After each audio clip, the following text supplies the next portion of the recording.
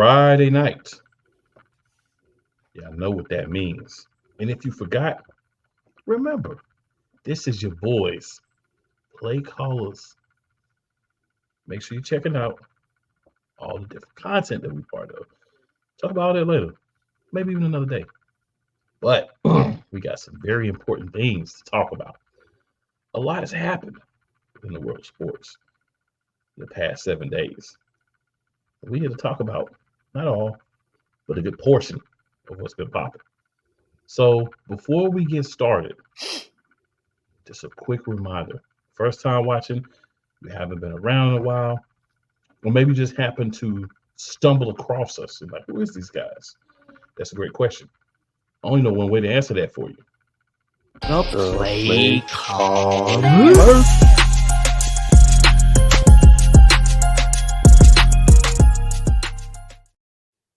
And I'm joined always by my boy over the side, Mr. Stephen Box. Y'all already know what it is, man. What's good tonight, man? Chilling, man. We already got Big E in the Big comments. E. What up, Big E? Big E with the power, the positivity. But yeah, man. So big news. If you saw the, I don't want to say game. If you saw the drudging, the abuse that was placed upon the Chargers by the Raiders last night, which I did watch that game actually, and I'm gonna tell you this: everything that happened should have happened and more, right? Like this game was awful. It was, and part of it for this specific game, it wasn't even on the coaches because the guy they had to play a quarterback, Mr. Stick. Y'all need to go find another washed up NFL quarterback that just want to get some more checks for a few weeks because Stick is not it. I mean, turnovers, fumbles, just deer in headlights. And the Raiders came out fired up because they knew they had a team they could smack around. And smack them around they did. Listen, the Raiders are not a very good football team. I mean, we all saw that Sunday when they literally couldn't even put up a single point against another bad football team in Minnesota.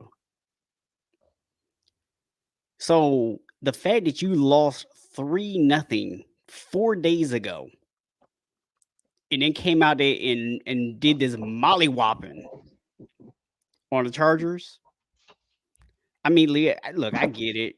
It probably was going to be a little different situation if Justin Herbert's out there and all that stuff, right? But at the end of the day, you can't convince me that this Chargers team did not give up on their coach. Oh, absolutely. Yeah, that's why we saw what we saw. Like, because you said it's not really on the coaches, but I think it's indirectly on the coaches because I don't think the players wanted to play for the coach. So let me clarify when I say it's not on the coaches. There's nothing they could have done about their backup quarterback being that bad. There's nothing they could have done about that because they didn't have anybody else. This was clearly the best person they had. So I'm talking about that. I'm not talking about the fact that the defense gave up a 60 burger to a team that didn't even score 4 days ago. I'm not talking about that. That's all on the coaching. A 60 burger with some pickles on it. And that's all. And the worst part about all this, I want everybody to remember, is Staley is supposed to be a defensive focused head coach. And you gave up 63 points. 63. So just, I want people to understand how bad, how just terrible, how awful, how horrendous that was. We got Big Brian Brady in the building. What it is, yo? What's up, Ron? What's up? But yeah, man. So, I mean, there's nowhere else to start but the firings. And as of my last look, this might be more by the time everything's over. But as of my last look, Brandon Staley, the head coach, Joe Telesco, the GM, and Joe Rogers, the defensive line and run game coordinator, were let go. So my question to you, Steve, and to my people in the chat: what took so long? I mean, here's the thing. And I had this conversation with somebody earlier today, right? I think that sometimes we forget that some organizations are used to losing, right? Some organizations are okay with consistently just missing out or just barely making the playoffs. And the Chargers are one of those organizations. They haven't been good in a really long time. They have, through multiple head coaches, multiple general managers, different players on the field, they have consistently been an organization that falls short. It's what they do. So I think that maybe they have a little bit more patience with failure than a lot of us would, and what they reasonably should have, right? I mean, no one's going to argue that this dude should have probably been fired like 2 seasons ago. At the end of the day, I think that they were somewhat comfortable with the mediocrity. And that's why they're mediocre.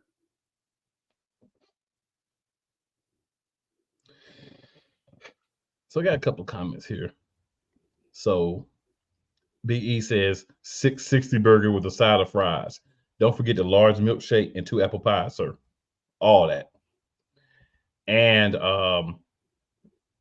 Big Brian Brady says Richard Sherman said Staley should have been fired at halftime, and an Uber called to pick him up. I saw that, laughed, and completely agreed with it. I'm going to And then Big disagree E with says one laugh part out of that. loud. Look, I'm going to disagree with one part of that. He didn't deserve to have to call the Uber for him. He should have to call his own Uber. Well, I mean, just to kind of get him out, I could see, yeah, we'll call the Uber for you. Just get. It's one of those situations I just get. We don't want nothing to do with you. Oh, we got a returning guy in the chat here, Mr. Rod Uncensored himself. What's Says, what's Rod? up, fellas? What up, Rod?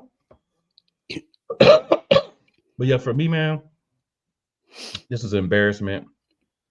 Even if you're an organization that's fine with losing, there should have came a point before today where you said this is not working and we're not going to do this, and that's 100% real. Like what you've experienced the last few years from this team, this guy should have been gone. Like he's just not been good. And at the end of the day, at some point, you have to say, we know it's the coaching, the guys who hired the coach, the guy who put in this team together. Because let's be real, Keenan Allen, Mike Williams, those are supposed to be the guys there. These dudes are hurt all the time. They are never not hurt. These dudes are always hurt, one or both of them. So you got to get younger at the wide receiver position. This could be a blessing in disguise because this could make these guys really start to reevaluate the team, the coaching, and the talent, and make some changes to help this team be a better team. There's a lot that they need to do. I'm not going to pretend. They got to get younger with healthy guys at wide receiver. You know, their line doesn't look as good as it did even 2 or 3 weeks ago. I mean, Austin Eckler hasn't been Austin Eckler this year. Has he lost it? Was he devalued? Really don't know. But there's a lot of things that they need to adjust defensively. They've got some names. You know, like I was actually talking with a Chargers fan earlier. He was telling me how, you know, one of their players, I forgot his name, but he leads the league in sacks. And I'm like, but that's great. But what does he do if he's not getting a sack? Khalil Mack. That's what was just came to me.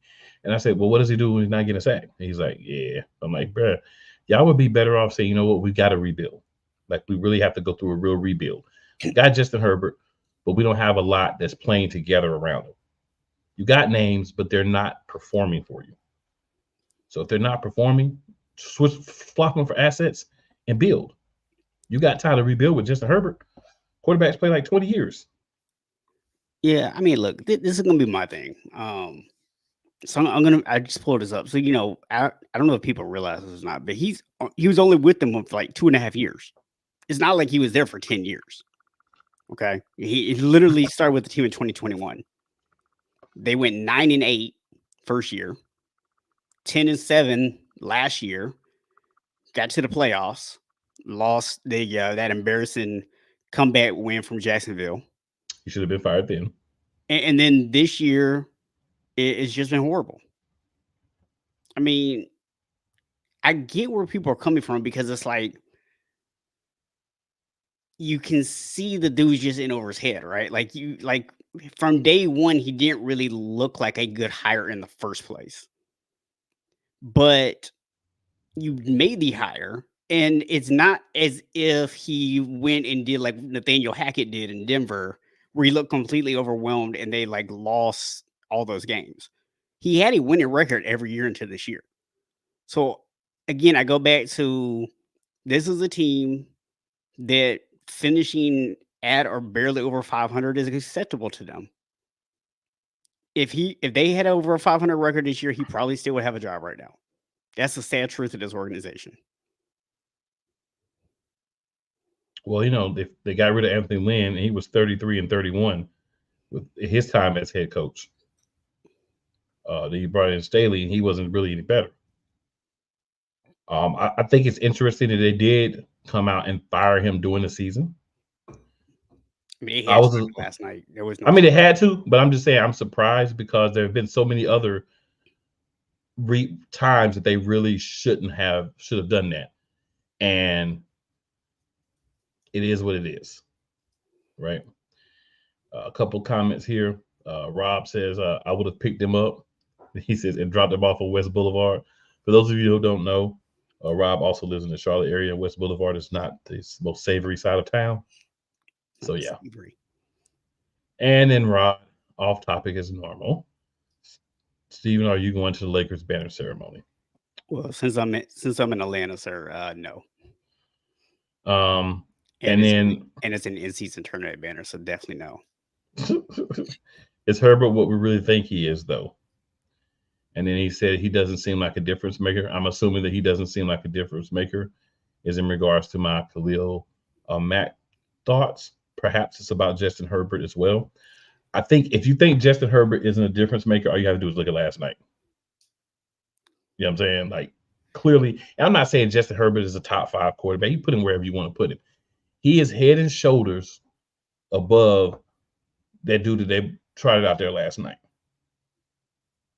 And if Justin Herbert was on that field, we getting 350 and at least 3 touchdowns out of him in this game against the Raiders defense. That's, so I think on that end, he's a good quarterback. Is he great? Most people think Justin Herbert is great. So he may not be great, Rob. It depends on where each individual person looks at him. For me, I don't know if you feel differently, Steven. I mean, listen, I've said before, I think Justin Herbert is one of the most overrated quarterbacks in the NFL. I think he gets way too much love for having accomplished so little. And I know a lot of people out there that are so happy about Brandon Staley getting fired because they feel like that he was the reason why their chosen anointed one has not ascended to the top of the ranks the way that they think he should. And at some point, you guys are going to have to accept the fact that Justin Herbert is just a second coming to Phillip Rivers. He's going to put up great stats. He's going to win some games. He's going to have times where he looks absolutely spectacular. But until he gets over the hump and proves to us that he can do it, I don't know what else you want me to tell you. I mean, look, Deshaun Watson is a guy that's playing absolutely horrible in Cleveland. So this is a terrible example, the time frame wise.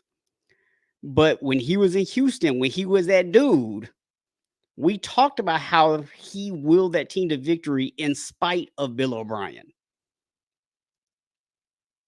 Justin Herbert couldn't will his team to victory in spite of Brandon Staley. Well, to be fair, and I'm not here to defend Justin Herbert in any way, shape, or form, but to be fair, Staley didn't really have a hand in the offense, right? Because he's a defensive focused coach. So I think it's more for him, it's more along the lines of the guys that have been the OCs and the quarterback coaches. Is it their fault? Is it Herbert's fault? I think we're going to see a whole new, obviously coaching staff next year, right? Again. So we're going to get a couple more years because, even if he has a bad year, all the Herbert apologists are going to say, oh, everything changed. He needs more time to get situated and understand the offense. This is his first year in a new offense, and everybody has growing pains and blah this and blah that. But it doesn't really matter what happens. He's going to get that because he has a lot of apologists. Yeah. So by the way, you're right, Anthony Lynn, 4 years. First year 9-7, 12-4, won in the wild card round, lost in the divisional, and then next 2 years 5-11, 7-9, and 2020 was the year that Justin Herbert was offensive rookie of the year, and they went 7-9, and that's when he got fired. Yeah, he did So, get these. so there was, there was a downtrend there as well. So, well, I mean, you got a new quarterback in. Yeah. There's no rookie quarterback that comes in and plays amazing. As CJ Stroud, he's having great individual things, but he's only going to get that team so far as a rookie. You should have gave Lynn time with Herbert and allowed him to build, and you didn't. You brought in another guy who sucks worse. They may have had a couple more wins for 1 year, but Brandon Staley, everyone could tell, garbage head coach. Yeah, I mean, honestly, man, I find it hard to justify saying we should have given a guy who went 5-11 and then 7-9 another year. Okay. But I don't think that Brandon Staley was the right person to replace him with. That I have no issue with. We'll have to disagree there because, like I said, you give a guy a new quarterback, it's going to take that person time to develop. You're going to fire a guy because he goes 7-9 with a rookie quarterback. So you improve 2 wins over the last year with a rookie quarterback, but that's not good enough for you. But then you bring in a guy who sucks. Brandon Staley had no business getting the job. Anthony Lynn, in my opinion, had no business getting fired.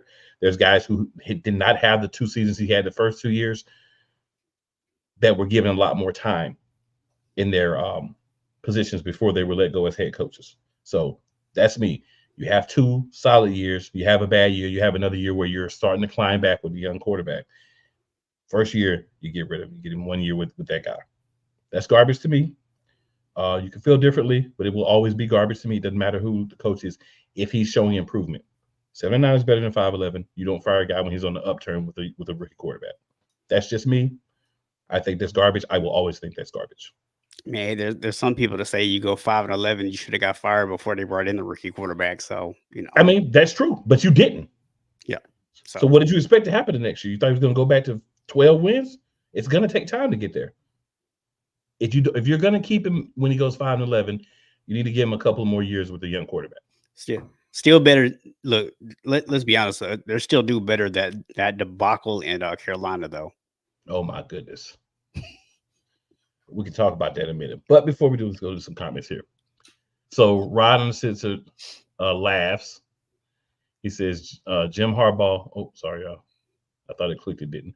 Rod on the Sensor laughs. And Rod says, Jim Harbaugh to the Chargers. He then said Herbert is better than Josh Allen. I don't necessarily disagree with that. In a vacuum, like not looking at the team, looking at the player, I don't necessarily disagree with that. I mean, Herbert never plays with receivers. They're always hurt. Yeah. I mean, I would say he is a better pure passer than Josh Allen, for sure. Oh, he's definitely not a better runner. I mean, yeah. Yeah. So, but, So Rob agrees with you. He says I agree, Box. He's good, but overrated. Yeah. I'm not saying the dude's not a baller. I'm just saying he's overrated. That's all. Then Rod says, not Phillip Rivers, laugh out loud. Right.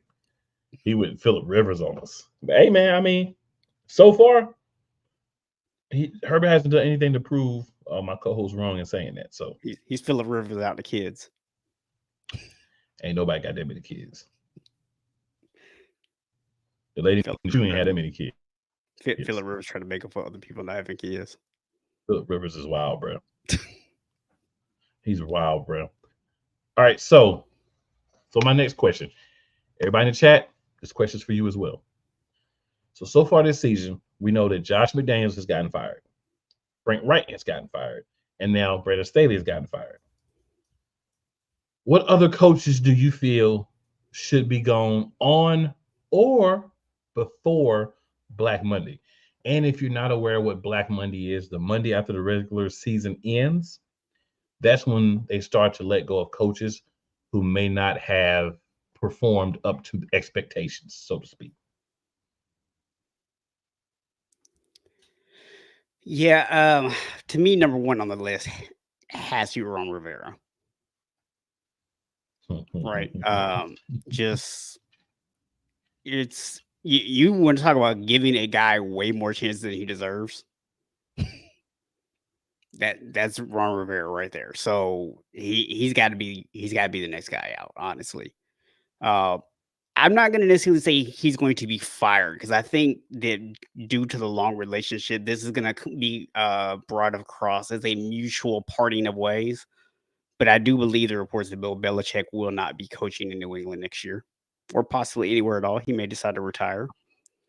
Um, Eberflus, the Bears have been playing well here the last couple of weeks, but unless you are really confident inside that building and the culture that he's building, you got to move on because unless you're seeing something we don't get to see publicly and you can see the culture is building and he's the cause of that culture build, you got to move on from him.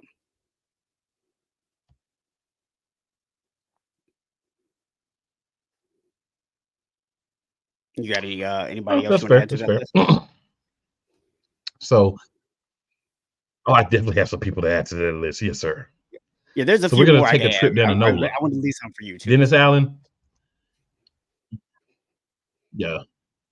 Yeah. Dennis Allen, you definitely can take a long walk off of a short board, so to speak. You can be up out real quick. Then we can stay in your same division.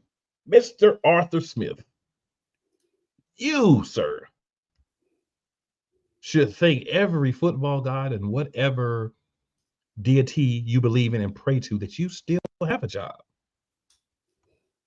Because I think you've done a very poor job with such a great defense. I get it.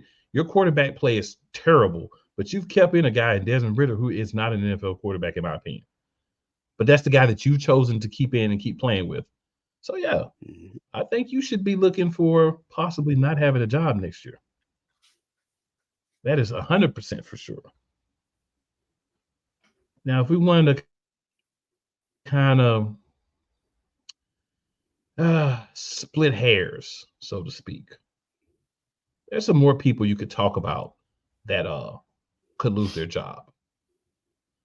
But I think those four are, in my opinion, definites that there will be new jobs there. You could really clean out the whole NFC South, to be honest. Like you could get rid of everybody in the NFC South if we're You being could. 100% honest, You could. right? You roll over to Tampa Bay. It's not really impressive. They're not doing anything impressive. You know, you people are, oh, they have a chance to win a division. Sir, you're in a division with a team that's so bad. And we know Ty Bowles, he's been there for a minute, but at some point there has to be growth. And the best thing he ever did was have Tom Brady as his quarterback. Without Tom Brady, what have we seen from this guy? You know what I'm saying? So like Hmm. he could be gone real quick with no problems. I mean, I'll even go as far as to say a guy that's a sleeper that I think might have a seat a little hotter than he likes is Matt LaFleur over in Green Bay because they're not playing anywhere up to par, Yeah, they're very sporadic. and they may not be happy with continuing to have him there and continue to have him develop what they think is going to be, yeah, a young roster. Yeah. What do you think about Rod's coach or said the Bills coach? What do you think about that? Um, mm, I think that's a 50-50. I think when you can pin it on like your OC, get people fired, you kind of buy yourself some more time. Another coach that I think could be out though, that I think has a very good chance. I'll say not even just could be out, but a very good chance is Kevin O'Connell. Minnesota has also been very poor. And he's back and forth every week. He got a different quarterback. So, that was one of many comments. So Billy V says he agrees with you. He thinks Riverboat Ron got to go. Rob says South has by far the worst QB play and the worst coaching, in my opinion. Not even And close. don't forget, they're playing each other. And don't forget, they're playing each other too, and they all suck. So it's not even like, oh, you're bad, but one's a little bit better. They're playing each other, and they still can't get a winning record. That's what I'm saying. And you got the Panthers in that division who got one win and may not win another game this season. Then Rod, of course, says Bill Belichick because he wants Bill Belichick gone, or Billy Cheetah's gone. So it's time. It's time for him to move on. Mm-hmm. Sean McDermott, Rod didn't ask about him. I didn't say too much. Sean McDermott, I think it may be time for him to be out in Buffalo. But I think if you let him hit the market, he's going to get scooped up pretty quick. Because it may just be the talent that's being brought in and all the stuff that they have going on, because they have a lot of outside influences. You got people beating up pregnant women there, all kinds of craziness happening in that organization. And those things can be distractions to hurt you on the field as well. And that's what I think a lot of people forget. I think the thing that's going to, and I don't think he'll get fired this year, by the way, just to throw that out there. But I think the reason why people are critical of him is that Buffalo keeps finding ways to lose close games. Right. And this is supposed to be one of the elite AFC teams. This is supposed to be a team that's competing to try to go to the Super Bowl. They're supposed to be up there competing with the Kansas Cities and the Cincinnatis and, all that kind of stuff. And so for them to be losing some of these games the way they are, people are going to look at a coach. Y'all need to be looking at quarterback a little bit more often, but y'all want to get blinded by stats and think, oh, Josh Allen is great. All you gotta do is watch. If you watch, you understand that, like, not that he's trash, but he's another one. Like my coach was talking about earlier, he's just not as good as people try to make him out to be. He's not horrible. No, he's just not as good as people make him out to be. He had that one really good year. And then I don't know if it's like injuries, if it's something mental, if maybe defenses has adjusted to him or whatever. But he hasn't been as good as he was since that 1 year when he first got Stephon Diggs. Brian Daboll is the difference.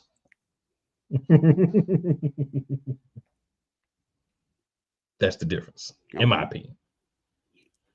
All right.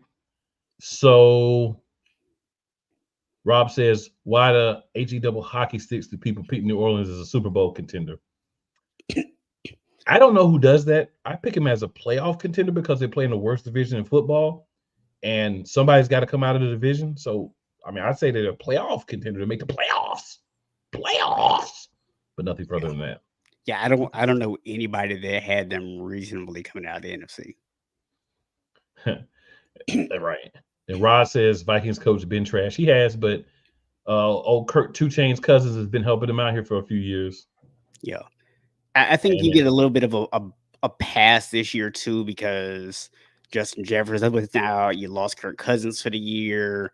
They're going to look at some of that stuff. They know that they didn't really go get you the pieces that you needed on defense. So I think he maybe gets one more season, but they have a bad season next year. Oh, that seat gonna be scorching. Yep. Then Ron says Miami Dolphins will be next year. Laugh out loud. Hey. That's wishful thinking, I guess. That's all I can see it being. So then Rob says, yes, McDermott will be easily picked up. Maybe he comes back to Carolina. If I was Sean McDermott, I wouldn't come back to Carolina. If I was anybody that wanted to be a head coach, I wouldn't come to Carolina. The owner is a dunce. And when your owner is a dunce, you don't want that guy to be the one that makes the decision on if you keep your job or not. The only way the Carolina Panthers get another head coach, I think, of any value, is David Tepper goes out and hires a general manager, somebody to run the football operations, and goes and sits down and shuts up. Till you do that, you're going to be getting guys that don't deserve to be head coach unless you can beg Steve Wilkes to come back. Maybe you can beg and bribe him with lots of money to come back. Guy you should have kept anyway because he had those guys playing.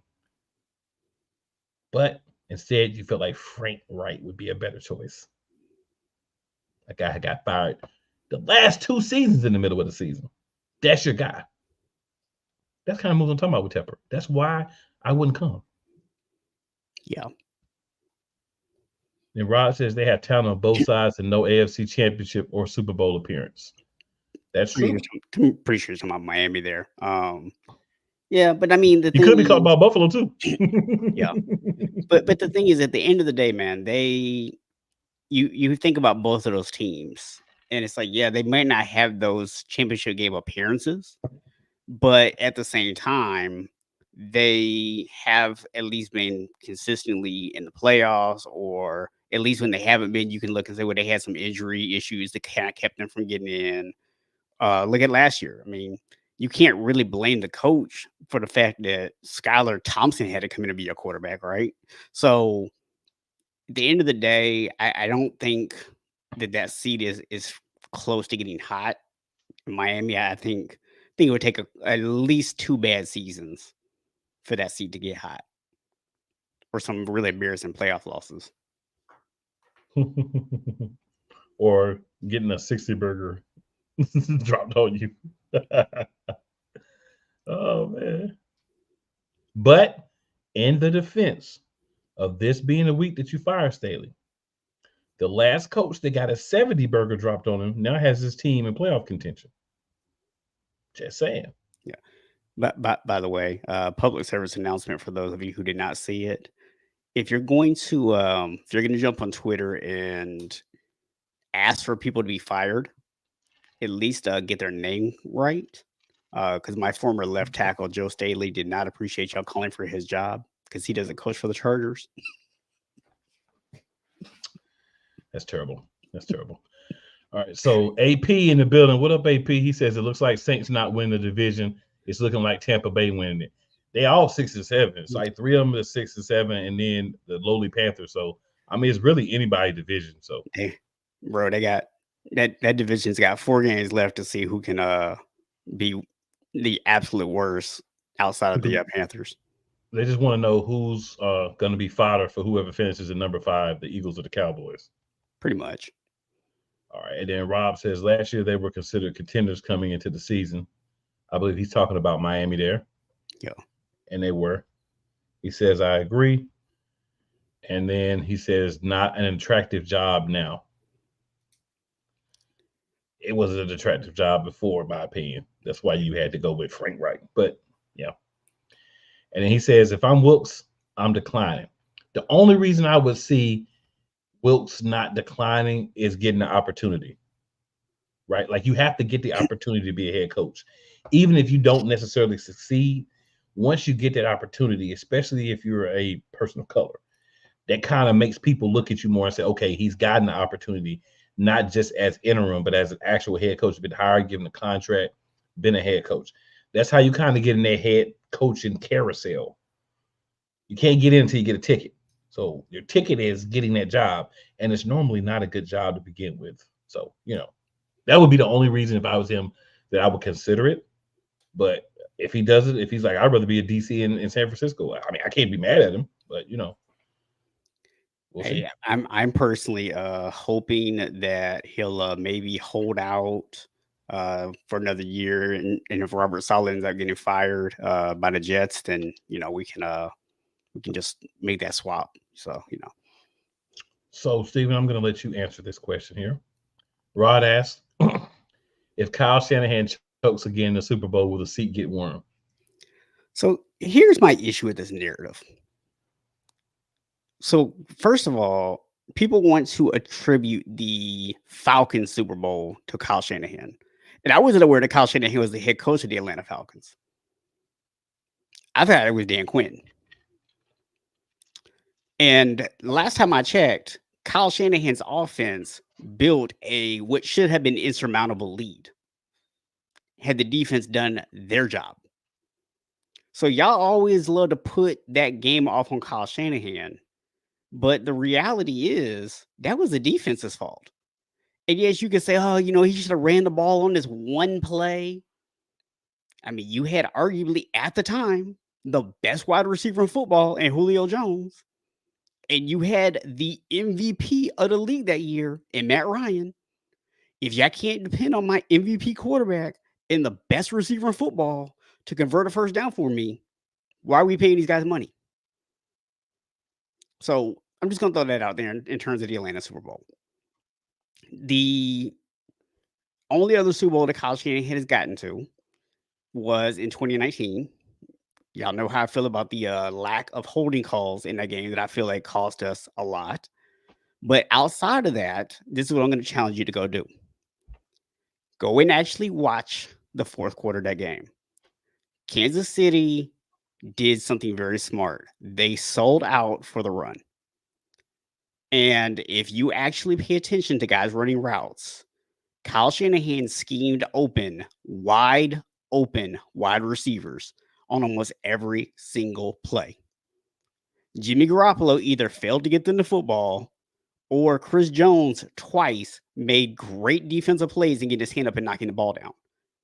I don't consider those chokes. And people forget, like, it was only a 10-point lead. Y'all acting like the 49ers were up 52 points or something. It was a 10-point lead. All you need in the NFL is one bad play, and a 10-point lead can disappear. So I don't really buy into the whole Kyle Shanahan chokes in the Super Bowl narrative to begin with. But I do say I don't think his seat is going to get hot. But with the talent on this roster right now, if everybody stays healthy, he's going to have to answer some questions if they don't win the trophy this year. Real talk. I don't think his seat going to get hot, but he'll have to answer some questions if this team is healthy and we don't win the trophy this year.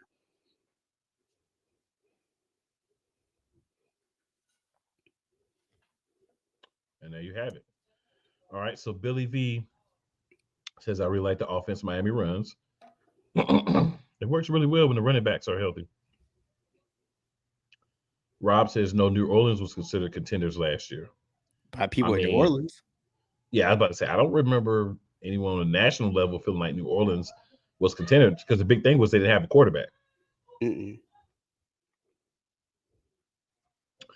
And then Rod says Eric Bieniemy needs to come to Foxborough. Foxborough's bereft of talent on offense, sir. That's not appealing to a guy who's an offensive focused head coach. It's not appealing Ooh. at all. It's the opposite of appealing. Let me throw this out real quick. So we haven't talked about this much, right? But I think this deserves some conversation. We all know that the overall coaching in Washington is not good, right? Starting at the head coaching level. We know that they don't have a ton of talent, that the players aren't there. But yet that team is scoring more points than they scored last year. And the team that Airbnb left, all of a sudden, if you really stop and look at it, the only thing they really traded out was Rashay Rice, who is probably the best receiver they have outside of Travis Kelce right now, right? They brought him in and got rid of Juju, right? That's the only real change they made, and all of a sudden they can't catch a football. Guys can't line up on side right. They're undisciplined. And what was the big complaint about Airbnb in this offseason? That he's too rough, that he's too mean to people. Maybe Airbnb had more to do with Kansas City's success than people want to recognize. I mean, I've been on that bandwagon already. I feel it. I agree with you, but I've been telling people like, yo, you want to think that Eric Bieniemy wasn't a big part of the team because LaShawn McCoy, Mister I just hung on to get a ring, didn't like Eric Bieniemy and wanted to put some salt on his name. Yeah. Listen to that if you want to. Listen to that if you want to. The facts are what they are. And then Rob says, but Wilkes was one and done in Arizona, so if I'm him, I want talent already on the team. So Rob, I'm gonna ask you a serious question here. When you're a team that's looking for a new head coach, why are you looking for a new head coach? To me, because the coach didn't do a good job with the team. A lot of that goes back to the roster itself. Because even if you have a solid roster, if you're not able to motivate those guys and have the right coordinators, it's still going to be bad. So, long story short, I can dance around. I can get straight to the point. Straight to the point is simply this: if it's a good team, they're not looking for a new head coach. The teams they're looking for new head coaches are bad teams. So you can want talent on a team, and talent's different from a good team. I get that. But most of the teams with a lot of talent are good teams. Most of the teams that don't have the right level of talent or have a lot of injuries are not good teams. So I guess I'll ask you this then, Rob. Where do you want Wilkes to go? Where do you think Wilkes should go if he was going to be a head coach somewhere? And then he says, heck no, to the question about Kyle Shanahan. He says Kyle is a top 3 head coach. And then Rod says, I am talking about 49ers versus Chiefs Super Bowl, sir. Well, but again, 10-point game. I mean, the most that you can say is what? That you feel like Kyle Shanahan should have kept running the football in the fourth quarter? I mean, listen, every single fan ever thinks that the team should have done the exact opposite of whatever they did if they lose the game. And there's a wild assumption that doing the opposite automatically means you're going to win. Except for Eagles fans, we understand that we need to run the ball whether we're winning or not. Just we'll throw it out there. Yeah. But I'm just saying, when you lose, fans are always quick to be like, you should have did the other thing. Yep. And then Rob says, I think Wilkes works for the Chargers. But do the Chargers think that Wilkes works for them? That's the thing. And you got to also remember, like, most NFL teams have a tendency to alternate between offensive and defensive-minded head coaches. Well, Reich was an offensive-minded head coach. And, that's right. We're talking about the Chargers. Yeah. Yeah. So you just had an offensive-minded head or a defensive-minded head coach. So do you want to bring in another defensive-minded head coach? And then AP says, or some coaches leave to prove themselves somewhere else. Yep, like Bieniemy had to do. Because he was never going to get the shot if he stayed there. Because they were going to throw all the shot on Andy Reid, act like Andy Reid was 100% of the reason why they were successful. And then Rob says the Niners Super Bowl wasn't a bad loss. I mean, most Super Bowls aren't bad losses. Like, if you look back, most teams that lose the Super Bowl, it's a pretty tight game. Every once in a while, you have somebody spank somebody, but for the most part, it's a good game. Yeah. If you're not a good team, you can't get there. And I just want to say, there's a certain team who has beaten both of our teams, and in both of those contests, there's been a lot of film to show that there was hogwash, poppycock, and all sorts of haberdashery going on in those games. But you know what? It is what it is. It is what it is. But it did happen. Just want to point that out. I'm not going to let it go. We're not going to act like it didn't happen. Okay.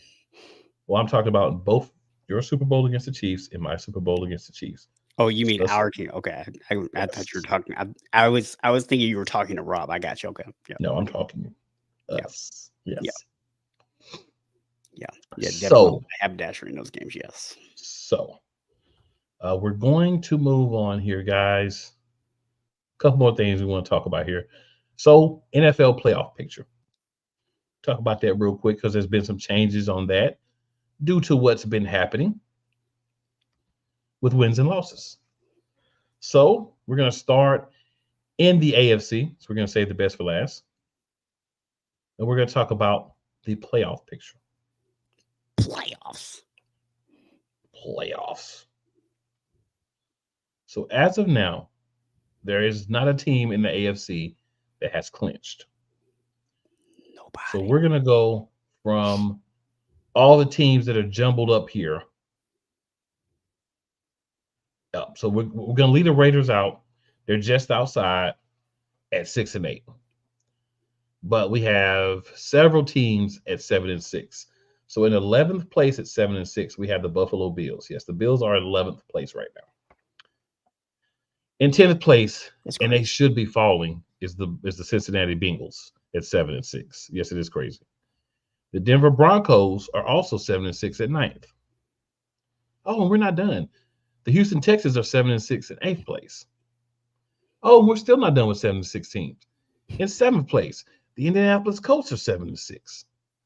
In 6th place, I bet you don't know what the record for the Steelers is. 7-6. Yes, sir. There you go. So until we get to the 5th seed, we don't start to get guys that have more than 7 wins. And ironically, at 5th, we have the Cleveland Browns at 8-5. In 4th, leading the division, the AFC South, we have the Jacksonville Jaguars at 8-5. And 3rd, leading the AFC West, we have the Kansas City Chiefs at 8-5. Right? Then we go to our top 2 teams. We got the Miami Dolphins at 9-4. Miami, you gave everybody all the fire that they needed for you. All of it. That's all I can say. And then the Ravens are 10-3. They're first in the AFC. They have, like I said, no one from the AFC has clinched it yet. There is one team that's clinched in the NFC, and that's the San Francisco 49ers. All right, so then we'll start here. Now, the NFC, you would think, oh, the NFC playoffs picture is a little clearer. Slow your roll. In 11th place at 6-7 is the Saints. In 10th place at 6-7 is the Falcons. In 9th place at 6-7 is the Seahawks. In 8th place at 6-7 is the Rams. In 7th place, we have the Green Bay Packers. I bet you can't guess what their record is, sir. I'm going to go on a limb and say 6-7. Yes, sir. So the Minnesota Vikings are 7-6. They're in 6th place. Philadelphia Eagles are 10-3. They're in 5th place. And we got another 6-7 team, the Tampa Bay Buccaneers. That's why I say Tampa hasn't wrapped up anything. Right? They got some tiebreakers over the other teams, but that's it. Mm-hmm. We got the Lions at 9-4 at 3rd. And in 2nd place, we have the Dallas Cowboys / Arlington football team at 10-3. And then, of course, at 10-3 in 1st place, we have the San Francisco 49ers. Yes, sir. So the thing is, the 49ers would have to lose for the Cowboys or the Eagles to have a shot at being number 1. Mm-hmm. The 49ers Eagles can also wrap up their division this week with a win. Yeah. Which means that they could then not fall any further than 3. Well, that was going to happen anyway, sir, because if we're being honest, you're not going to fall past 3 unless you're in the wild card, because the Buccaneers or whoever wins the South, it's hot garbage. So you're never going to fall. You're not going to fall past 3 now. I mean, mathematically it could happen. It's not going to, but mathematically, we have to win this week for it to be official. So even if you don't win this week, you're going to win. You're not going to fall. You can't get. There's no way you're going to get worried about it. more than. I'm just reporting the facts. There's no way you're getting more than 7 losses, man. I'm just reporting the facts from people, man. That's all. That's a garbage fact. We already know it's not going to happen. And so Dallas and Philly are tied right now, but because Dallas has played more divisional games and won those, they are at this point in the number 2 seed. So the Eagles will need to win one. Will need to have they'll need to win some games in order to get back up from 5. If they don't, they'll be 5. Cowboys will be 2. And honestly, either position, if you got to play week 1, is a good position to be in. If you got to play week 1 in the playoffs, you want to be in the NFC and you want to be 2 or 5. Because if you're number 2, let's just say, right, you're going to play like the Packers, maybe the Rams or the Falcons or the Seahawks or whoever comes up out of there. If you're number 5, you're playing number 4. Number 4 is going to be whoever wins the NFC South. That's going to be ugly. Yeah, but it won't matter. The problem is the next round. Yeah, it won't matter. The problem is the next round. You then have to be on the road if you're the number 5. But at the end of the day, if you are the guy, if you're the team that thinks you are what you think you are, home field helps. But home field really is only a benefit if you're the number 1, because you get the week off and then you get the championship game and your ability if you get there. Yeah. You know, and if you could beat, if you think you're gonna go to the Super Bowl, sometimes you have to beat teams on the road. That's for the Cowboys, Lions, Eagles. I'm not putting the Bucs in there because they don't belong, and none of those other teams. But Cowboys, Lions, Eagles, one of you guys is going to end up having to be in the NFC Championship game with the 49ers. whoever that is, more than likely, unless the 49ers lose some games, you're going to be on the road. You already know what it is. If you want to get to the Super Bowl, right now that path goes through the 49ers, and you have to slap them in the face if you play them. If you can't do it, you're not going to win. Make a long story short. All right, guys. And now we're going to do a quick review of week 14. But before we do that, Steven, did you have any last thoughts on the playoff picture? I would just add in a really interesting thing that people might want to keep a watch on. Believe it or not, as crazy as it might sound right now, the Denver Broncos are one game behind the Kansas City Chiefs in the AFC West, and they already beat them once. And And since I you don't mentioned think it, I don't think they played twice. I think they only played the once, and Denver won that game. So that actually, I think they already played twice. did they already play twice? I believe they beat Denver earlier, and then they went back and played them a few weeks after that. Okay, Let me check I real can't quick. remember if they played twice or not. But yeah, so depending on how some tiebreakers come out, that is actually one to keep a watch on.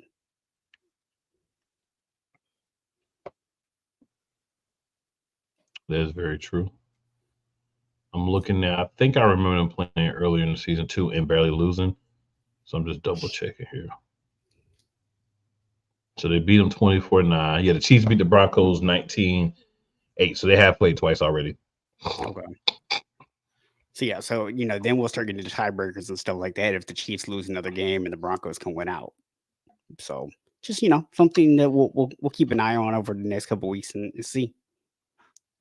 Yeah, and then Rob says, I just think it's I interesting am, because that division hasn't really been up for grabs in a while.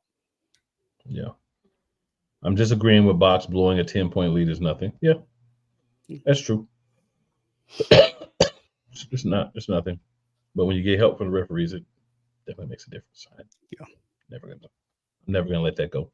All right, so but yeah, week 14, man. Anything in week 14 that you wanted to discuss?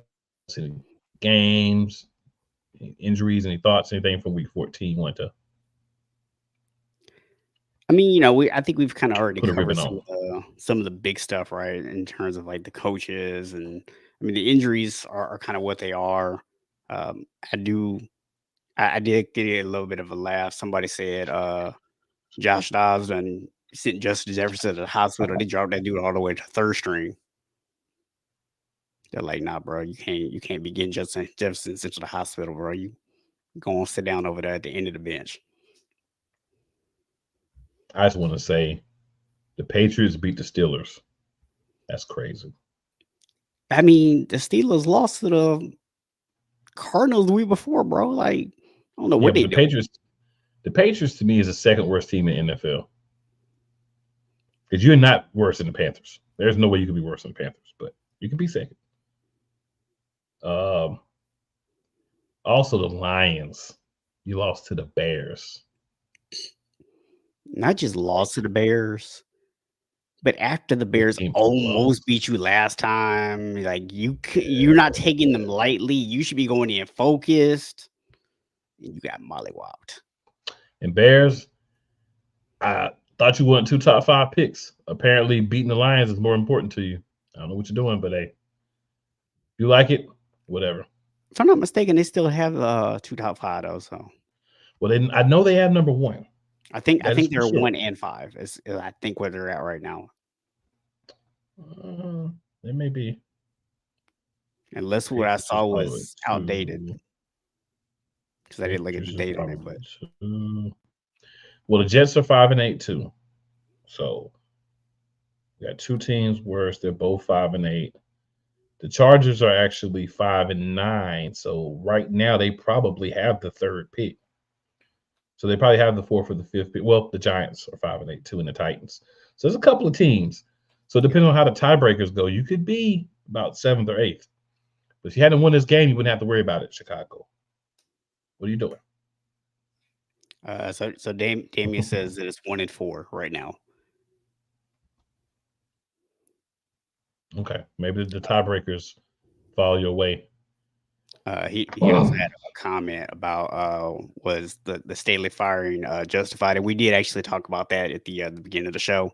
So if you just want to Yeah, go back and just replay, you can hear our thoughts on that. But short answer is absolutely. yes. The short answer is yes. You can go back and watch replay and hear the long answer.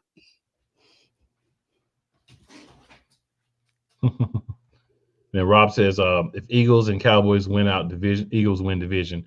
Yeah, but the thing is, there's not a guarantee that the Eagles are going to win out. There's not a guarantee that the Cowboys are going to lose another game. The only guarantee is that there's going to be some games played on Sunday and Monday. Yeah. My stance has changed. The Eagles have shown me that, uh, you know, I don't know. We'll see how the coach goes. We'll see how the play goes.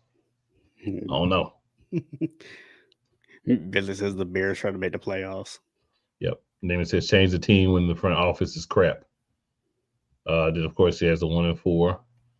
Um, Billy V says Bears trying to make the playoffs. Laugh out loud. And he says if I was the Bears, I'll keep that number 4 and trade the number 1 pick. That's what AP says. AP, Yeah. the Bears really need wide receiver. Mm-hmm. There's a guy in Marvin Harrison Jr. that'll be there at number 1 for sure. Yep. If I'm the Bears, that's the guy I'm targeting. I'm not trading number 1 pick. I'm targeting Marvin Harrison. And if I feel like I can get good value for 4, I'd rather trade 4 and maybe get 10 in the first next year. Just me. All right. And then Rob wants to ask you, of course, would you draft Frank Gore Jr.? I mean, look, man, I would love to have Frank Gore Jr. I think, he's a guy that's been really good. Obviously, plays at a little bit lower level competition, but a guy that I think people feel like could play at the next level. But we also have a very crowded running back room. So, even if we did draft him, how much playing time is he really going to get? All right. So Rob says, I think the Seattle game now becomes a tough game for Philly, but I'm still going to give them the edge. They should still win out. So Rob, we're going to get to the picks here in a minute. So we know what you think for this week. We appreciate that. And then AP says, nah, there is a chance Marvin Harrison Jr. might stay another year. He will make $10 million in college. Marvin Harrison Jr. is not going to stay for a rebuild at Ohio State. The only thing he could do by staying at Ohio State next year is hurt his draft stock. His quarterback's leaving. Almost all the other starters are leaving. He is not staying in school. Maybe he can make $10 million, but he's not staying in school. They brought in what quarterback was it that they brought in? They just got somebody out of the dude from Oklahoma. That's what it was. They brought him in as their quarterback, Gabriel. Again. Or was that Oregon? I can't remember now. I have to go look at it. But I think they I'm just saying Marvin Harrison Jr. is because the thing is you're going to have a change at quarterback unless you're bringing in a top guy that you know is going to make him a better player. Why would Marvin Harrison Jr. stay in school for $10 million? He can get that with a shoe deal in a rookie contract in the NFL, fully guaranteed rookie contract, because they're fully guaranteeing contracts now for rookies. And the sooner that he gets in the league and plays, the sooner he can get to his second contract. Got to think about that for a guy that plays wide receiver, very valued position. Not running back, not tight end, not linebacker, but wide receiver. I mean, I'll say it like this. If the Bears get a really, really good offer, right? Like we're talking like multiple first round picks, multiple second round picks to trade out of that one spot, you have enough holes that it's okay if you take it and you miss out on Marvin Harrison Jr., right? But if you're going to stick with that pick, go get Justin Fields another weapon and give him another opportunity to another year to grow. AP says Oregon got the Oklahoma transfer. Yeah. I was thinking. I couldn't remember which one it was that he went to, and then I was like, you know what? I think he did go to Oregon. So Damien I don't think Ohio State's got their quarterback yet. Yeah, Damien says Bears fans need to stop it with getting Caleb Williams. We don't need a darn quarterback. Justin's problems can be fixable with the right coaches and a legit O-line. Plus, why the heck would we get a USC QB and a crybaby QB? Listen, I have my own list of complaints and concerns about Caleb Williams. we'll save those for closer to draft time. But yeah, Yeah, it's going to be very interesting what's going to happen with Caleb Williams. Um, Now you're talking about a guy AP that should probably stay in school another year. It's probably Caleb Williams. You should probably stay in school and shut up, and you'll probably help your draft stock quite a bit because you remember talking about you want to be part owner of a team and all this stuff, and you just turn off the people that make decisions. So if I were Caleb Williams' team, I would say, you know what, man, let's just stay another year. Let's work on rebuilding your image. Let's work on showing all the things that you need to work on that you're working on them, and let's get you to a top pick next year. yeah, But I mean, it all depends on his team and what he's being told. AP, I completely agree with this comment. I think Drake May is more NFL ready than Caleb Williams is. I agree with that, AP, because I think that Drake May can read everything. He can make almost all the throws, and he's more steady. Caleb Williams, you saw spikes. You saw him be really good at times. You saw him fall off at times. I think when you're looking for a quarterback for the NFL, you want to see a guy that can slowly build and still be steady, not a guy that has peaks and valleys, peaks and valleys, peaks and valleys all season. well, my biggest problem with Caleb Williams is he does not throw the ball with anticipation. He throws to Right, guys who are already open. right. That's something And to you, work on. and you do that in the NFL, you're gonna get sacked a lot, and you're gonna throw a lot of interceptions. I mean, again, another reason why he should stay and work on it. Yeah. Um, but yeah, I mean, in terms of Marvin Harrison Jr. staying another year, let me listen. I don't think he's hurting for money, right? I don't think the money is necessarily the most important thing. And as much as we want to talk about how NIL is going to get some of these guys to stay a little extra, the reality is some of these guys want to go to the NFL and prove themselves at the next level and also get paid. Because yeah, the NIL is going to help those guys that may not be top picks, right? Those guys that may not have the ability to move on to the NFL or may not be first, second, third, fourth round picks. They may be lower picks if they do go. The NIL is going to keep those type of guys in college for me. But Yeah. if you're a guy that's going to be a top first or second round pick, maybe even a third round pick, and you can get decent money and also get shoe deals and different things, you're probably going to go. Right now, if you're on the verge of being second, third round pick, maybe you stay another year if you've got the ability to go ahead and stack you up some money and see if you can improve your stock. But if you're going to be a first round pick, especially a high first round pick, what can you gain by staying in school? Yeah, I think some guys like a good example of this is actually guy to play for my team, Jared Verse. Probably could have been like a late first round pick last year. Wanted to come back, try to compete for a championship, work on his game a little bit more, and the fact that NIL was able to give him some money to make it where like he wasn't risking like getting hurt and not be able to go to the league or anything like that, where he was going to still be good financially, I think helped, right?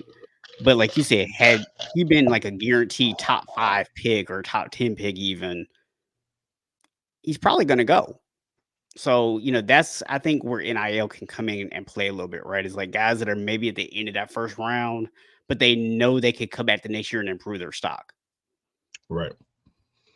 All right. So last week we talked about a couple of the games. The Jets beat the Texans pretty handily, but that was once CJ Stroud did go down within the game. So once Stroud was out, clearly wasn't going to be a comeback. So that's that. The Bills beat the Chiefs as I anticipated. The 49ers beat the Seahawks as I anticipated. The Broncos beat the Chargers. We know what happened with them. The Titans upset the Dolphins, and the Giants upset the Packers. So then we come to the Sunday night game. Philadelphia Eagles laid down for the Dallas Cowboys, like Kevin Nash and Hulk Hogan over the World Championship when they were in the NWO. Not It the is what it theme, is. Yeah. If not you the want to theme. hear my specific thoughts, I'm not going to do it again. You go to actually go to youtube.com/@ Eagles Elite Podcast, and you listen to the episode from Wednesday if you want to hear my thoughts on the Cowboys game. If you tune in for that, you're in the wrong place. All right. And now we are going to move on to our picks sure to go wrong. Oh, we did have another question in the comments actually. Yeah, we're gonna go to that, but we're gonna get to Okay. the. We're gonna move to week 15. We've already talked about one of the games for week 15, and that would be that. Debacle. Yes, that dominating performance by the debilitating dominating performance that we had. So that was pretty embarrassing. If I am a Chargers fan, I'm happy because I finally got what they wanted because they've been wanting him gone. So they finally got what they Hmm. wanted. 60 burgers tough, but it is what it is. It's still just one game. All They right. were probably cheering every Raiders touchdown. All right. So Rob says, fun fact, if I did not get a divorce, my kids would have played with Drake May. Laugh out loud. Guess you should have thought about that before you got a divorce, buddy. Just kidding. You got to do what's We got best for we you. got to Just we got kidding. to charge we got to charge this fit at the comments because it's confirmed happiness. Yes, sir. All right. So Damien says, what's y'all thoughts on Cam Newton comments about a game changing QB and game managing QB saying Pretty is a game managing QB because he has CMC, Trent, Kittle, and Debo who helps him leading the team. I'll give you my thoughts first. I think Cam Newton was 100% until Purdy proves him otherwise. It's not a hate thing. So here's the problem. When you say game manager, people start thinking about these guys like Trent Dilfer, who were just really like not even really quality starters. They were just game guys that could not make the wrong play. I think you can be a game manager and still be able to make some plays for your team when you have an opportunity. It's not a bad label. It just means you're not a guy that you take the team and you can singularly put it on your back and win no matter who the weapons are. Right? That's what I think a game changing quarterback is. So I think we try to make it like a bad label, but it's really not. It just means you manage the game, you don't make the turnovers, you make the plays that are available to you, and when you have your weapons, you get the ball to the people in the right situations. What's wrong with that? That's not a bad thing. So first of all, he actually said the exact same thing about a couple of different guys. Mm-hmm. He also said this about Dak. Mm-hmm. He also said that even he could go be the quarterback for Tyreek. Right. Yes, he did about Tua. Yeah. So it's like I'm gonna say it like this. So first of all, context matters, and I agree with what you said that game manager in and of itself is not necessarily a bad term, right? It's not necessarily a negative thing. But Cam Newton 100% meant it in the most disrespectful way he could possibly get it out of his mouth.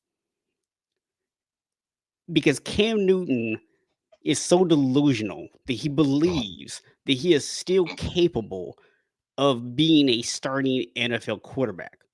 Cam Newton believes that he's still better than half of the quarterbacks in the league. And that is not conjecture because he's outright said it.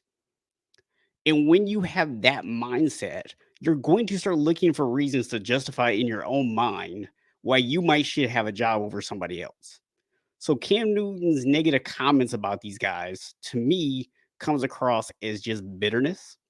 And I'm going to just simply say this. Cam, perhaps if you had learned to be a better game manager, you would not have lost your job to Mac freaking Jones. Just saying, dude, you can't lose your job to Mac Jones and then come out and criticize other people.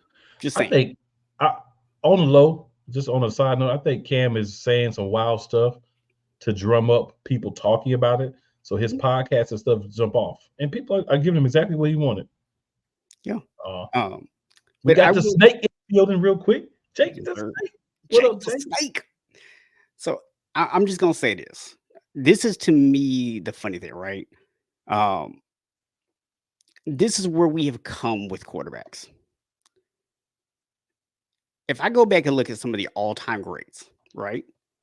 Did Joe Mhm. Montana and Steve Young not have Jerry Rice and John Taylor and Brent Jones and Roger Craig? Did Troy Aikman not have Emmitt Smith and Michael Irvin in one of the greatest offensive lines of all time? Right? And I could go on and on. I could list quarterback after quarterback who had all-time greats around them. And yet we didn't criticize or hold those guys to the same accountability level that we want to hold guys now. Apparently now you're not allowed to have an offensive line. You have to have Brandon Staley as your coach. You have to have receivers that can get zero separation, and you have to be able to fit a ball into a 1-inch window at a 90% completion rate, or otherwise you're not elite. And it's ridiculous. The quarterback position is about one thing and one thing only: getting the ball to the right guy on time.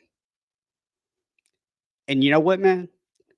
Two guys in the league right now who are doing that better than anybody else is Brock Purdy and Dak Prescott. And y'all can hate on it if you want to, but it's facts. They are playing the quarterback position at the highest level you can play it at right now. And I don't care who they getting the ball to. Well, so here's the thing about it. I do believe if you have talent around you and you're playing teams who you know you can exploit, and the play calling is helping you disguise your weaknesses and focus on your strengths, you're going to look like you're a really good quarterback. And you can win an MVP in this league and be a game manager at this point because you have to be on a good team. You have to have weapons. You have to be able to get the yards, the touchdowns, and not the interceptions. That's what's going to get you an MVP. It's going to be a quarterback, and it's going to be the quarterback that's on the best team with the most yards, the most touchdowns, and the fewest interceptions. Now, the only time that doesn't happen is if you're going against Patty Mayonnaise. Because if you're going against Patty Mayonnaise, you better blow him out of the water. If he's got 4,000 yards, you better have 6,000. If not, you're not going to win it over Patty Mayonnaise. But outside of that, it's the guy who has those things. So for me, you can be playing the best that you can play, your highest level. That still doesn't make you the best quarterback. You can still be a game manager if everything around you is in the right direction, which those are two guys that I do agree, not in a disrespectful way. Yeah. But I do agree. Now, Jake says Purdy is a game manager because he has Shanahan as his successor that helps him not make mistake plays. He doesn't need to be hyper athletic as long as he plays great. Okay. But here's my question, Jake. Very simple. Why did Jimmy Garoppolo not do what Brock Purdy's doing? Why could Trey Lance not do what Brock Purdy's doing? Trey Lance. They had the exact same weapons. I can answer for Trey Lance, but they had the exact same coach. Look, are you going to tell me that CMC is the difference maker? You're going to tell me that the only reason why Brock Purdy's playing better than both of those guys because he has CMC? Then just hand CMC the MVP trophy and be done with it. Because the dude's clearly the most important player in the league. They're not going to give it to CMC. He plays the wrong position. They'll never give it. They listen. CMC could come out and have 2,500 yards, 2,000 rushing, 1,800 rushing, and 700 receiving, and they still won't give him MVP legitimately, they should stop calling it MVP. They should just call it best quarterback and be done with it. I'm just saying the only non-quarterback that has a chance this year is Tyreek Hill. If he can't play this week, his chances are gone. Yeah. All right. So Rob says Cam Newton came back and explained what he meant, and I kind of understand his point of view now. He said that being a game manager is not a negative thing and that there are only a few game changers. He also says he did make it sound negative at first, though, so you're a right box. And then he says Cam actually did say that there were some times when he should have converted to be a game manager and not trying to be a game changer. I mean, well, at least he knows now. But here's my question, though. What legitimately warrants someone as being a game changer? All right, so let me answer. Jake has some answers here for you. He says Cam even throw Josh Allen in the mix as a game changer. That dude is a game changer, transitioning to game manager of the Bills. Give him the right tools for that. And then he says Trey Lance couldn't transition into a true NFL QB because regardless, he was always nervous every time he had the ball in his hands. And this is someone supposedly that's hyper athletic. Oh, trust me. As someone who watched Trey Lance attempt to run the football, it was not pretty. And then Damian says Adrian Peterson won MVP. You don't see why CMC can't win it. Damian, let me tell you something, buddy. Different time. That's a whole different time. You will not see a devalued position win MVP in this league. If you have a running back win MVP, all of a sudden every running back's gonna be like, "Oh, we got an MVP in our position. That's how valuable we are." Where them checks at? Run me my money. You And they're not gotta gonna have that. you gotta bring out your old man voice for that one. You gotta be like, yo, back in my day, the running backs used to be valuable. Yeah, they're not gonna give them any value as of now. And then Rob says because Adrian Peterson did something unique, he went over 2,000 yards. They still wouldn't give it to him, Rob, because they cannot allow value to be brought back to the running back position. Not today, the NFL, they're not. Yeah. All right. And guys, we are going to give you our picks now. So we're gonna start with the 1 o'clock games on Saturday. We got Saturday games. So the NFL decided that all the bowl games that are on, nobody cares about except for fans of those teams. So they're gonna throw you some football that you can watch all day on Saturday. And the NFL says you're welcome. So first game they're gonna give us at 1 o'clock is the Minnesota Vikings at the Cincinnati Bengals. Who you got, Box? I'm gonna take the Bengals backup quarterback over the Vikings backup quarterback. Agreed. Then we have the Pittsburgh Steelers at the Indianapolis Colts. Pittsburgh is reeling. Indianapolis is somehow winning some games. I'm going to give them the edge and go Colts with them at home. I'm going to go Steelers. I don't trust the Colts. Never have. I don't trust either one of these teams, honestly. All right. And then at 8:15 NFL Network, which all three of these games are on, by the way, we've got the 7-6 Broncos at the 9-4 Lions. Who you got? You know what? I'm going to go Broncos here.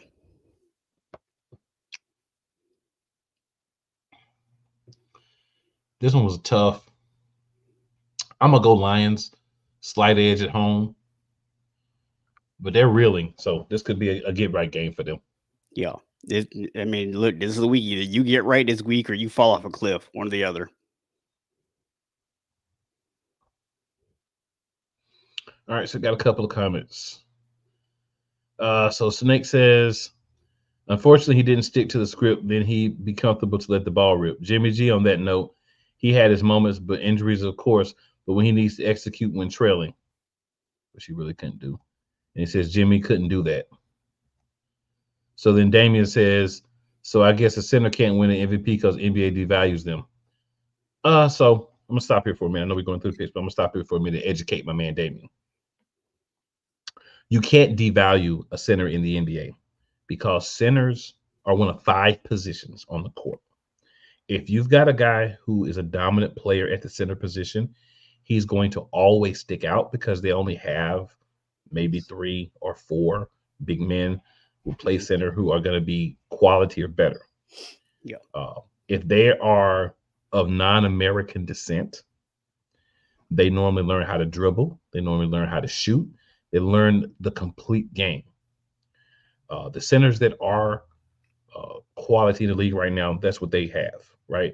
And hopefully that will transition to the U.S. and we'll start to allow our centers to learn how to, shoot, pass, run the break and everything too, and not just go in the post and beat people up and get beat up.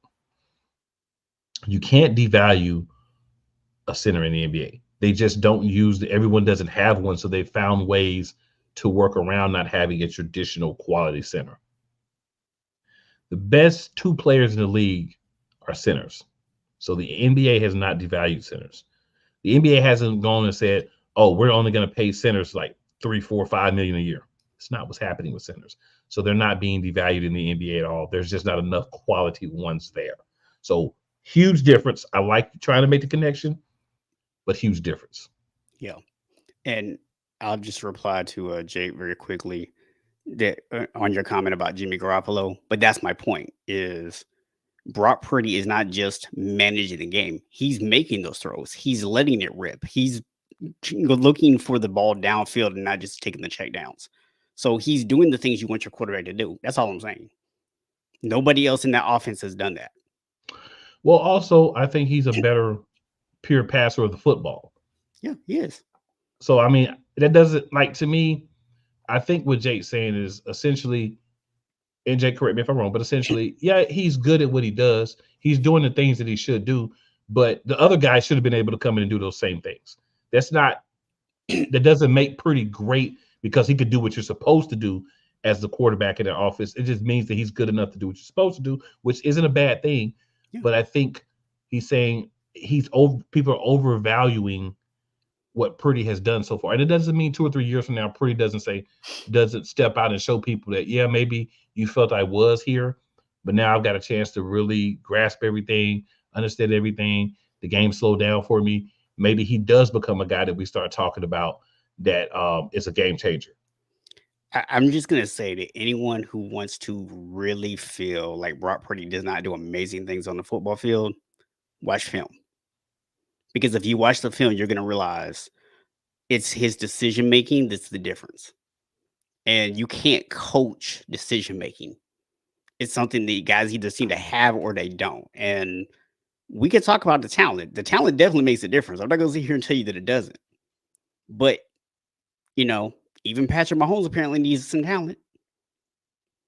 But they got better to catch the ball. Nobody can win if you don't drop the ball. If you drop the ball all the time. Ask Jalen Hurts what happens when your team when your wide receivers drop the ball and fumble. Oh, he'll tell you. Mm-hmm. All right, so we got the Falcons at the Panthers. The Falcons. We don't need to talk about this Falcons. Anytime you play the Panthers, we're going with the other team.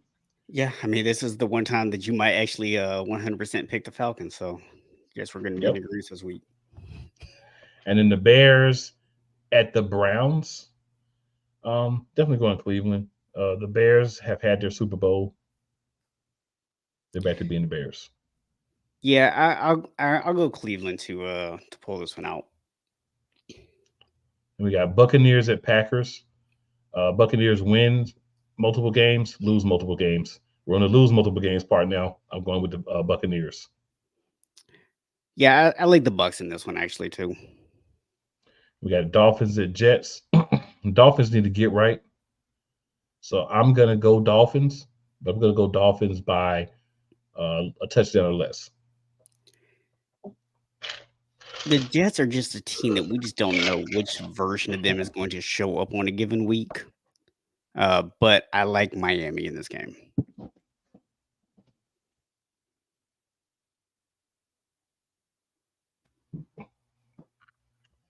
All right, and then we're going to go the Giants at the Saints. Does the legend of Tommy DeVito continue to grow this week? I'm going to say yes. I'm going to actually pick the Giants.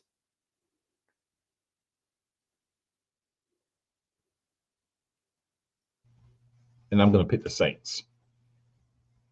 All right, then we got the Texans at the Titans. CJ Stroud is doubtful for this game. I'm going to go Tennessee. If Stroud ends up playing, I'm going Texans. If he doesn't play, Tennessee.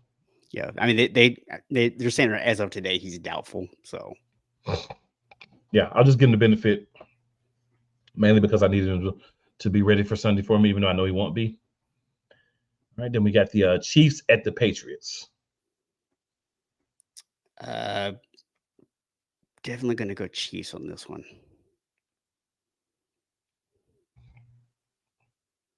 So yeah, I'm going to go Chiefs as well. This should definitely be a get-right game for them. We got the 49ers at the Cardinals. Going 49ers. They want to go ahead and solidify everything they can. So why not do it this week? Yeah, my only concern with this game, and I'll just put out this so people understand this, we are going to probably be with our 2 starting defensive tackles. So Kyler Murray might have some success running the ball against us, but 49ers should be able to overcome that. All right, then we got the Commanders at the Rams. I'm going to go Rams. Yeah, I think I'm going to go Rams too. I feel like Commanders might not win more than 4 games all season. And then we have the Cowboys at the Bills. We got in this one. I'm going to have to go Cowboys. I'm actually going to go Buffalo in this one. I think Buffalo is going to be able to do something that a lot of teams haven't been able to do, and that's really the quarterback's going to really be able to run against them. And I'll tell you from experience watching Josh Allen when he played the Eagles and other teams, that's a big guy. Getting him down is going to be difficult, and he has no fear of taking off and running. Yeah, I think they're going to be able to do enough to win this game. I wouldn't be surprised if Dallas wins, but I think Buffalo might come out and throw a little sock and everything. Yeah, I mean the Bills are a team that if Uh, they show up and play at their top level, they could win this game, but I just don't think they will. yeah, very true. And then we have the Ravens at the Jags. Gonna definitely go Baltimore here. Yeah, me as well. And then we have the 10-3 Eagles at the 6-7 Seahawks. We got that. You know, the Eagles have had a little bit of a rough stretch here. I know they're a little bit worn down. So I think there's always the possibility of the upset happening, especially with the game being in Seattle. But the Eagles are the better team, and I think that they will end up winning this game. Um, the Eagles should win this game. I don't know which Eagles team we're going to see come out. Definitely. And Seattle should come out desperate. I don't know what play calling we're going to see. Seattle's weakness is running the ball. Philadelphia's weakness is running the ball. Like literally, well, Seattle's weakness on defense is run is their run defense, and Philadelphia's weakness is they don't want to run the ball. So I don't know. I'm going to pick Philadelphia as my team, but hey, the more the weeks go on, the more you say like, bro, y'all just don't want to run the ball. I don't know. Yeah. It's confusing, but it is what it is. It also depends on if Gino's able to play too, I think. Well, Damien says primetime Eagles started to look like a curse. It's not that primetime's looking like a curse. It's that the play calling is bad, among other things. I mean, Eagles will tell you all about it. Eagles will tell you all about it. All of it. I mean, look, I don't want to defend your team here, but you literally have only 3 losses on the season, and 2 of them are to the other 2 best teams in the NFC. I don't think that you guys are exactly over here looking horrible, right? Definitely not writing you guys off. I'm not writing those off, but I just don't know who's going to show up. Yeah. So Damien says, speaking of basketball, sorry to change the subject, but how was Draymond punished justified? Yeah, I get he has a history of violence on the court, but he didn't do what Ja, Bridges, and Giddey did. So, Damien, Draymond Green got supposedly his hip was being, whatever by the player. He turns around with a closed fist and clocks the man in the face. On the basketball court. And yeah, your history plays a part. If that's the only incident that Draymond Green's ever had, I mean, he probably still gets suspended like 3-5 games, but he doesn't get an indefinite suspension. Draymond Green has been a scumbag for years. He continues to do scumbaggish things.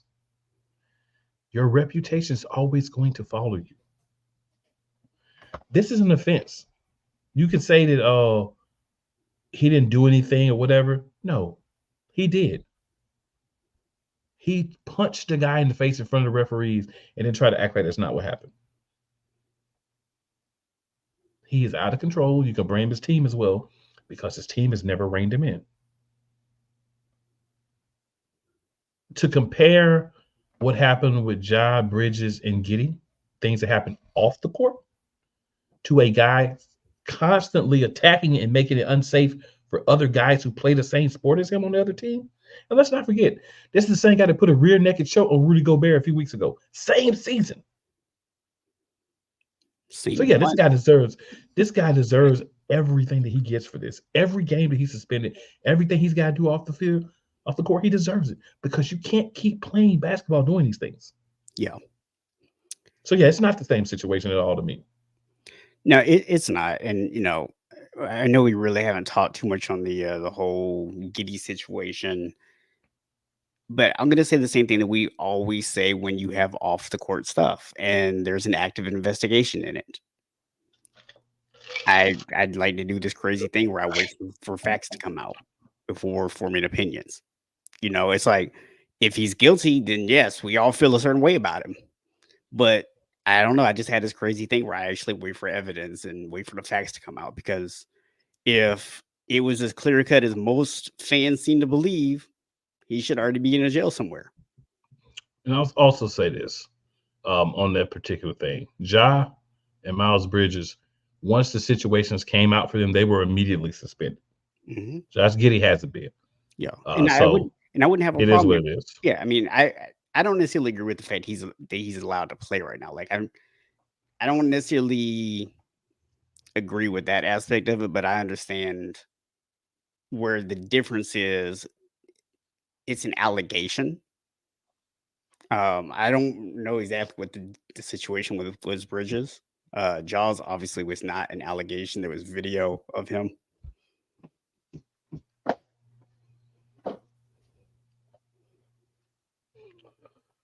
So he also says, and this is our last thing, LeBron hit Stewart in the face too and made his face bloody. Where's his season suspension? Again, you're missing the whole part about habitual being a Mutual line danger, stepping. being a danger to players from habitual things. Hmm. This is not a 1, 2, 3 times. This is the same guy who went over and socked his own teammate Hmm. before the game season last season. Same guy who's kicked people in the groin, scratched people in the eyes, slung people around, put a guy in a chokehold, a coquina clutch. Hmm. He deserves that. And if you want to try to say that, oh, everybody should be treated equal, you name me another guy who's had as many on-court incidents with other players as Draymond has. And you'll see another guy who's been suspended multiple times. NBA ain't not gonna play that. This dude is making it an unsafe place with this wild play. You Hmm. have to get it together. They're not gonna have that. And if you think everybody that does something should get suspended for a season, then that just means to me you're a Draymond lover and you want to make excuses for Draymond. And if that's the case, it is what it is. And in this crap right here, Rudy started, he was going to attack Clay, and Jordan Poole started the beef. Doesn't matter. You're a grown man. If somebody comes up to you in the street and says F you, do you have to turn around and hit them? No. Guess what you can do? You can walk away. Yeah, you gonna put This somebody in dude a does, chokehold? this dude doesn't know how to walk away. This dude doesn't know how to get physically involved in stuff and cause things to happen that don't need to happen. So yeah, he should be suspended. I felt like he should have been suspended longer with the Rudy Gobert thing. So Yeah, you're talking to the wrong person if you think you're gonna get any pity, any agreement about Mr. Scumbag Draymond Green. yeah. And look, I'll add this. Last time I checked, Clay Thompson was a grown man. Mm. So even if Rudy was going over to attack him, which is conjecture, Clay can handle himself, right? He can defend himself.